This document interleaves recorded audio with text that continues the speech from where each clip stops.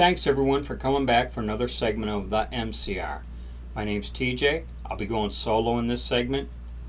We're on multiple platforms: BitChute, Rumble, YouTube, and YouTube, where they like to shadow ban us. So whatever platform you're watching us on, thanks everybody. In this segment, I thought I'd take a break from all the craziness that's been going on this week surrounding the Supreme Court, the draft, or the leak of the draft of the Supreme Court decision, the protests, the wailing and gnashing of teeth of all the libs, and just the craziness. I thought I'd take a break from all that and talk about a headline that caught my eye early on this week. I saw it in the Right Scoop. It was released, let's see, May 9th, 2022 at 7:46 p.m. and the headline reads, Governor Desantis signs bill to teach Florida students about communism.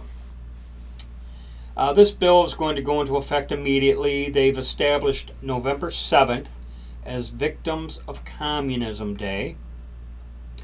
So come this November 7th, they'll be honoring that day in remembrance of them. But it does something else also. It also institutes a curriculum for their students, which unfortunately will not go into effect until the school year of 2023 into 24. But Governor Desantis, he had a press conference when he signed Florida HB 395, and he said, honoring the people that have fallen victim to communist regimes and teaching our students about those atrocities is the best way to ensure that history does not repeat itself. He would continue, through HB 395 and the funding announced today, we are guaranteeing that the history of those who fled the communist regimes and their experiences are preserved and not forgotten by our students. While it's fashionable in some circles to whitewash the history of communism, Florida will stand for truth and remain as a beachhead for freedom. In the article, it also mentioned that part of that high school curriculum will include Mao Zedong and the Cultural Revolution, Joseph Stalin and the Soviet system, Fidel Castro and the Cuban Revolution, Vladimir Lenin and the Russian Revolution, Pol Pot and the Khmer Rouge, and Nicolas Maduro and the Chavismo movement, as well as the suffering people, as well as the people that suffered under those governments. Sorry. I find this very interesting. This is one of my hot button issues.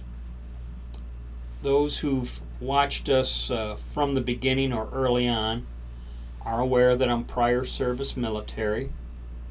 Did 3 years in Germany when East Germany, when the Germanys were divided. West Germany was free, East Germany was communist. I was stationed at Wildflecken, 10 kilometers straight line distance from the East German border. We did multiple surveillance missions. Along the border, we would surveil into East Germany. I'd be attached to the 11th ACR, run around in the Ton pocket, go on foot patrols, jeep patrols. More than once, came as close as a few inches from where East and West Germany touched. Aside from seeing the East German border, I found something interesting while doing these patrols. Quite often, there would be German citizens, and they were allowed to walk freely pretty close to the border there. There was nothing there to stop them or prevent them. And quite often the older generation would bring the younger generation. The grandfathers would bring their sons or grandchildren to the border and show them what communism was all about. They would bring them to the border, show them the fences, the minefields, the dog runs, the guard towers, the Soviet troops. They'd show them us, show that how we were there to protect them. And I found this very interesting, that the older generation in Germany was very dedicated in teaching the younger generation what communism was all about. And that's what Governor DeSantis is doing in Florida. He's doing the same thing. And I'm glad that he's touching on all these communist regimes. They're all horrible, you know. So hats off to Governor DeSantis.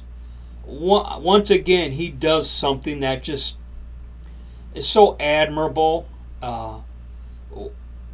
You know, if President Trump doesn't run in 2024, it's got to be him. It's got to be Trump or DeSantis. DeSantis, the Floridians are so fortunate to have him as their governor. And I just wanted to share that news article with you guys. I was just very impressed with it all. And that's all. That's it for this one. And I'll catch you in the next segment. As always, be safe, watch your six, and don't tread on me.